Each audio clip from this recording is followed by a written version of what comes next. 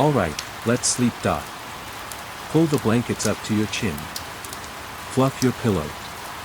Turn off your phone and let the darkness settle around you like a soft, warm blanket.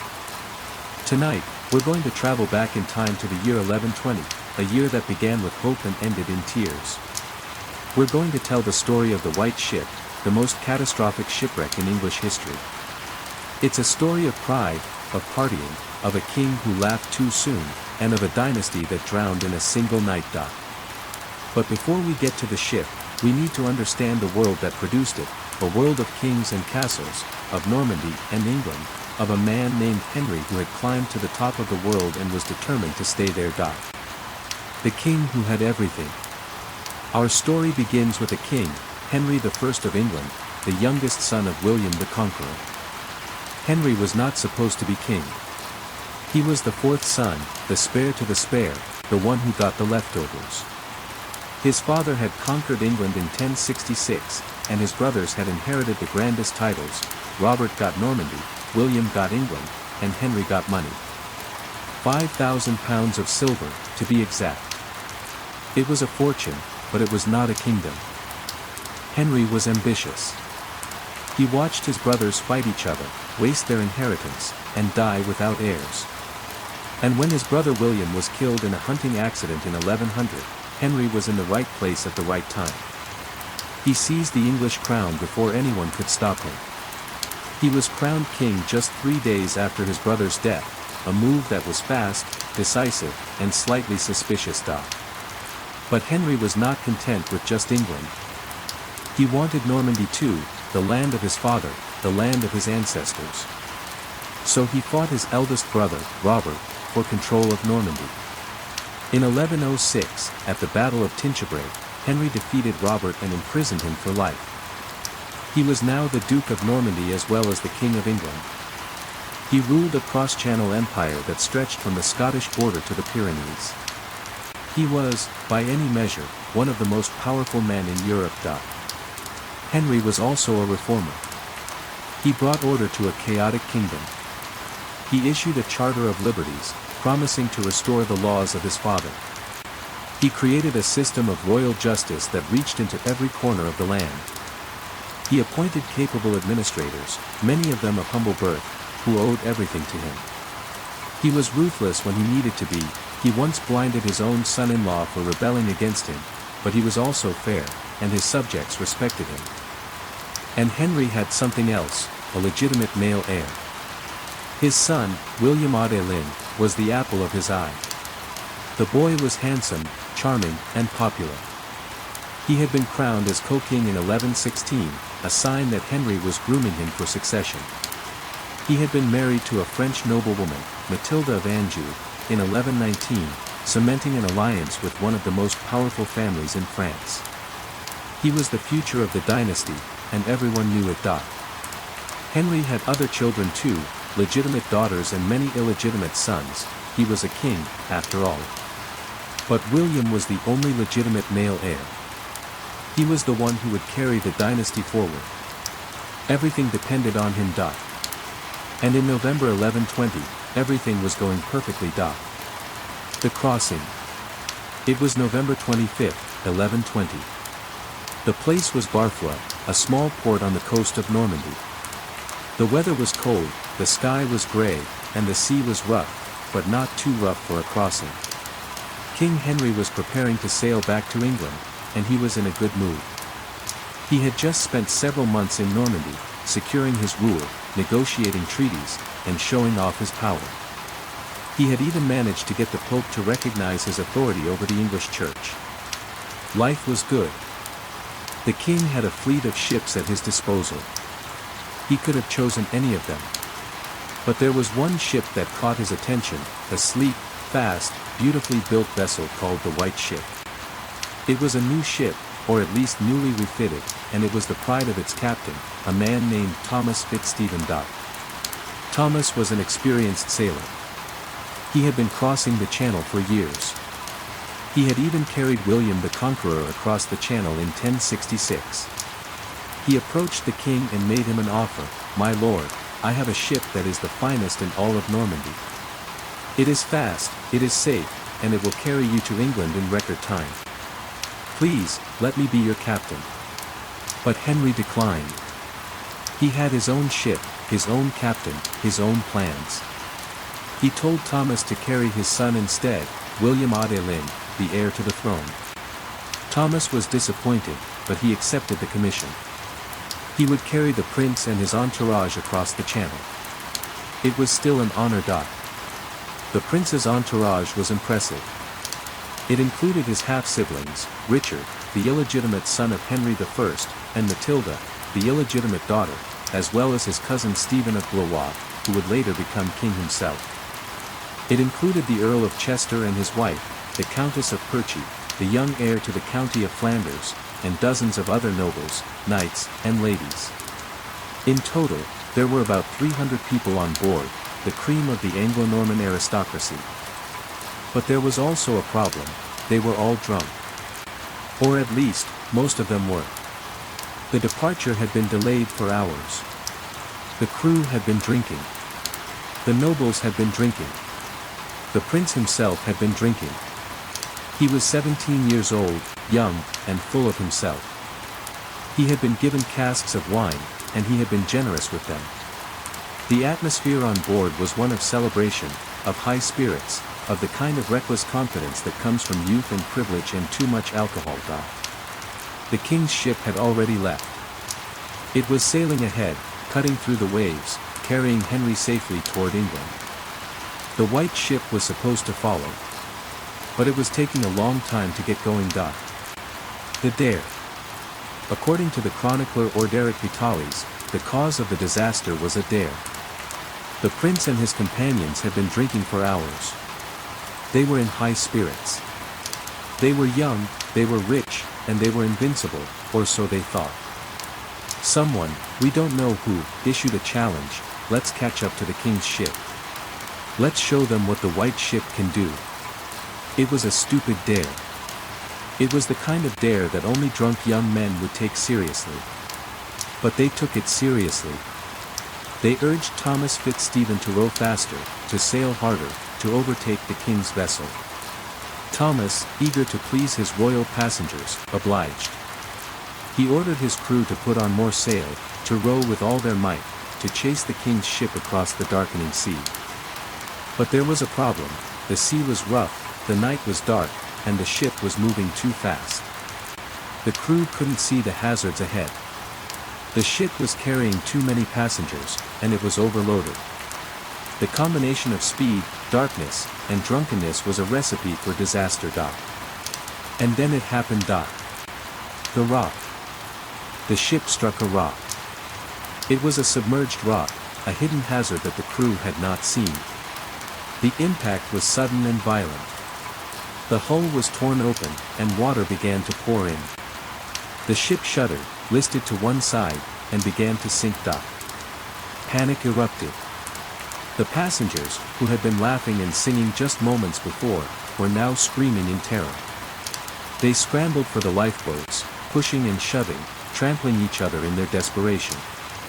But there was only one small boat, and it could not hold everyone. William Adelin, the prince, the heir to the throne, managed to get into the lifeboat. He was the most important person on the ship, and his safety was paramount. The oarsman rowed away from the sinking vessel, heading for safety. But then William heard a sound that would haunt him for the rest of his life, which, as it turned out, would not be very long. He heard the voice of his half-sister, Matilda, crying out for help. She was still on the sinking ship, trapped in the chaos, begging him to save her. William made a decision. He ordered the oarsman to turn back. He could not leave his sister to drown. It was a noble impulse, a gesture of family loyalty, a sign that he was a good person. But it was also a fatal mistake. The lifeboat turned back. The sinking ship was surrounded by desperate, drowning people, thrashing in the water. They saw the lifeboat approaching, and they swarmed it. They grabbed the sides, trying to pull themselves aboard. The lifeboat, already overloaded, capsized. Everyone fell into the icy water: the prince, his half-sister, the oarsman, all of them. The water was freezing. The night was dark. The waves were high. One by one, the passengers drowned. They were weighed down by their heavy clothes, their armor, their jewelry. They gasped for air, swallowed water, and sank beneath the surface. Within minutes, most of them were dead. The survivor. There was only one survivor. His name was Gerold, and he was a butcher from Rouen. He was not a noble, not a knight, not anyone important. He was just a humble tradesman who had been on the ship for reasons that are lost to history. He managed to cling to a piece of wreckage, a floating plank, perhaps, or a broken spar, and he was washed ashore the next morning, half dead with cold and exhaustion. He was the only one who lived to tell the tale. The rest, all 300 of them, were gone. They had been swallowed by the sea, their bodies lost in the darkness, their fate unknown until the morning light revealed the wreckage. The king's grief. King Henry was already in England when the disaster happened. He had crossed the Channel safely, unaware of the tragedy that was unfolding behind him. He arrived at his palace, expecting his son to follow shortly. He waited. He waited some more. But the ship did not come. When the news finally reached him, Henry was devastated. His son, his heir, the future of his dynasty, gone. His half-siblings, his nephew, his closest nobles, gone. All of them, drowned in a single night of reckless folly. The king reportedly wept. He never smiled again. He had lost everything that mattered to him. His dynasty, which had seemed so secure, was now hanging by a thread. He had no other legitimate male heir. His daughters were married off to foreign princes, but they were not his sons. The succession was in jeopardy. Henry tried to remarry. He was 62 years old, but he was determined to produce another male heir. He married Adeliza of Louvain, a young and fertile princess. But the marriage produced no children. Henry was too old, or too heartbroken, or simply unlucky. The succession crisis. Henry's only remaining legitimate child was his daughter, Matilda. She had been married to the Holy Roman Emperor, Henry V, but he had died in 1125, leaving her a widow. Henry recalled her to England and made his nobles swear an oath to recognize her as his heir. It was an unprecedented move, a woman on the throne of England, but Henry was desperate. He had no other choice. The nobles swore the oath. They promised to support Matilda.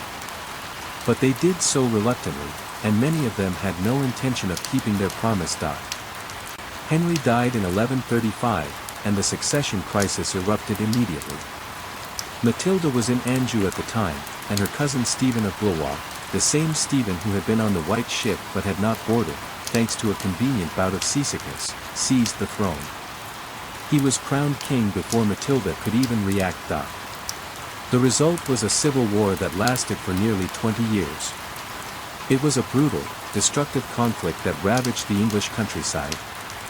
The chroniclers called it the anarchy, a time when the laws were silent, the castles were full of bandits, and the common people suffered terribly.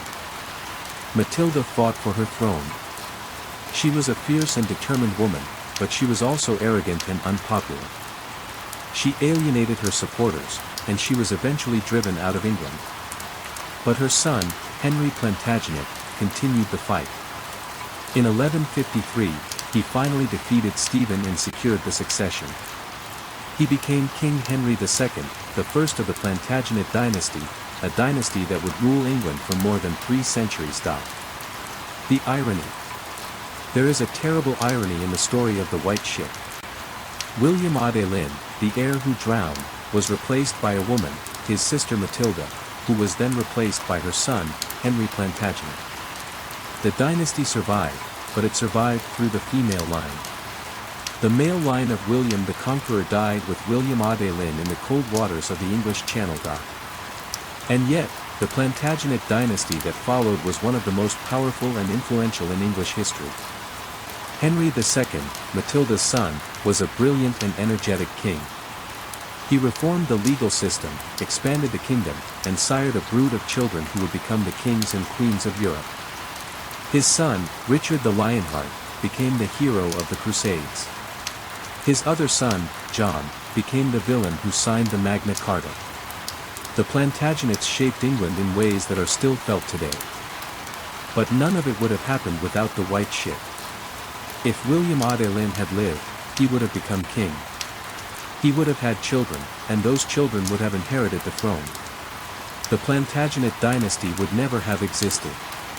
England would have followed a different path. So, in a strange way, the disaster of 1120 was also a kind of beginning. It was the end of one dynasty and the birth of another. It was a tragedy, but it was also a transformation. The Chronicle of Orderic Vitalis. The story of the White Ship comes down to us through the Chronicle of Orderic Vitalis, a Norman monk who wrote his account several years after the event. Orderic was not an eyewitness, he was living in a monastery in Normandy at the time, but he spoke to people who had been there, or who had heard the stories from survivors. His account is the most detailed and vivid we have. Orderic describes the scene in dramatic terms. He tells us about the drunkenness, the dare, the impact, the panic, the lifeboat, the prince's decision to turn back, and the tragic end. He also tells us about the sole survivor, the butcher Gerold, who was found clinging to a rock the next morning, half dead with cold. Orderic's account is not entirely reliable, he was writing years after the event, and he may have embellished some details, but it is the best we have.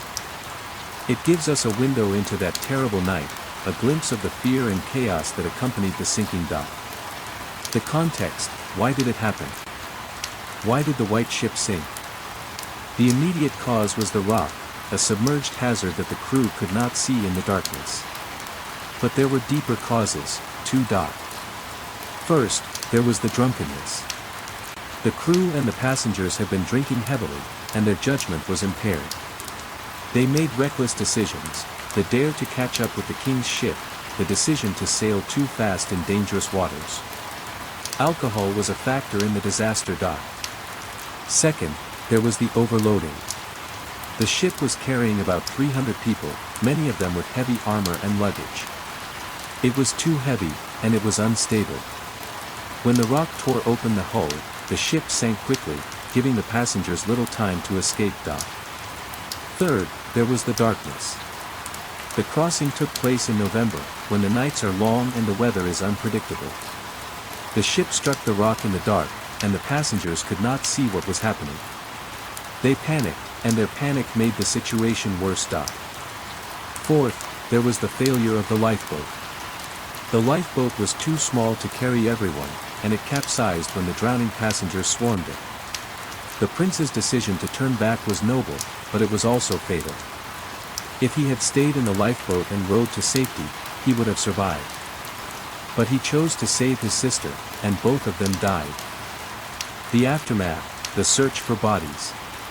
The next morning, the survivors, or rather, the sole survivor, was found clinging to a rock. He was brought ashore, and he told the authorities what had happened. The news spread quickly, and soon the whole kingdom was in mourning. The bodies of the victims were never recovered. They were lost in the sea, their remains scattered across the ocean floor. The families of the dead could not bury them, could not mourn them properly. They could only wait, and hope, and despair. King Henry ordered a search for the bodies, but nothing was found. The sea had taken them, and it would not give them back. The only memorial was the memory of that terrible night, a memory that would haunt the survivors, and the nation, for generations. The legacy, what did the White Ship change? The White Ship changed everything. It ended the male line of William the Conqueror. It plunged England into a succession crisis that lasted for nearly 2 decades. It led to the anarchy, a period of civil war that devastated the country. And it ultimately gave rise to the Plantagenet dynasty, which would rule England for more than 300 years. But the White Ship also changed something else. It changed the way people thought about kingship. Before the disaster, the succession was seen as a simple matter of blood, the king's son inherited the throne. After the disaster, it became clear that succession was not always simple. It could be contested, it could be fought over, it could be decided by force. The white ship also highlighted the fragility of human life. In a single night, 300 people, the cream of the Anglo-Norman aristocracy, were wiped out. They were young, they were rich, they were powerful, and they died just like anyone else. The disaster was a reminder that death is no respecter of persons. The human stories, the people on the ship. Let us take a moment to remember the people on the white ship. They were not just names in a chronicle, they were real people, with hopes and dreams and families. There was William Adelin, the prince, the heir to the throne. He was 17 years old, handsome and popular. He had been groomed for kingship since childhood, and he had shown great promise. He was married to Matilda of Anjou, and they had no children yet. If he had lived, he would have become king, and history would have been different. There was Richard, the illegitimate son of Henry I. He was a young man, full of life and ambition. He had been on the ship with his half-brother, the prince, and he died with him. There was Matilda, the illegitimate daughter of Henry I. She was a young woman, perhaps in her teens. She was the one who called out for help, and her cry led to the prince's fatal decision to turn back. She died in the water, along with everyone else. There was Stephen of Blois, the cousin of the prince. He was also on the ship, but he did not board. He had a sudden attack of seasickness, or perhaps he had a premonition of disaster. He decided to wait for another ship, and he survived. He would later become king, and his reign would be marked by civil war and chaos. There were the other nobles, the Earl of Chester, the Countess of Perchy, the heir to Flanders, and dozens of others. They were the leaders of their generation, the ones who would have shaped the future of England. They died in a single night, and their voices were silenced forever. And there was Berold, the butcher, the sole survivor. He lived to tell the tale, but he must have carried the memory of that terrible night with him for the rest of his life. He had seen his friends drown, his companions perish, his world collapse. He was the only one who knew the full story, and he told it to the chroniclers, who passed it down to us. The lessons, what can we learn? What can we learn from the story of the white ship? First, hubris is dangerous. The prince and his companions were drunk on wine and on their own importance. They thought they were invincible. They thought they could do anything. They were wrong. Pride comes before a fall, and their fall was fatal. Second, the sea is unforgiving. The English Channel is a treacherous stretch of water, even today. In the Middle Ages, it was even more dangerous. The sailors who crossed it took their lives in their hands. The white ship was a reminder of that danger, a reminder that the sea does not care about kings or princes. Third, succession is fragile. Henry I thought he had secured his dynasty. He had a son, he had a plan, he had everything under control.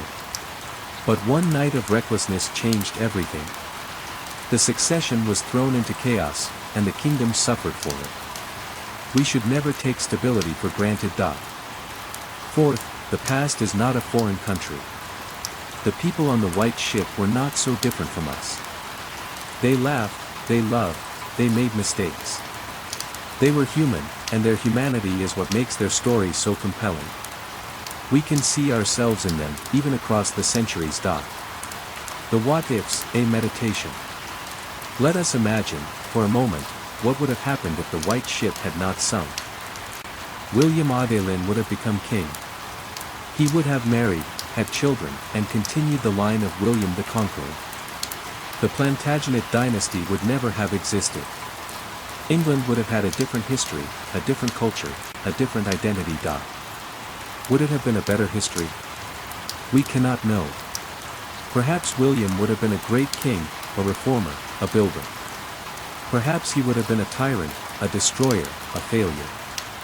We will never know. The sea took that possibility away, and it left us with the history we have. But we can imagine. We can wonder. We can dream of the other paths that history might have taken. And in that imagining, we can appreciate the fragility of our own lives, the contingency of our own existence. The ghosts of the white ship. There is a legend that the ghosts of the white ship still haunt the waters of the English Channel.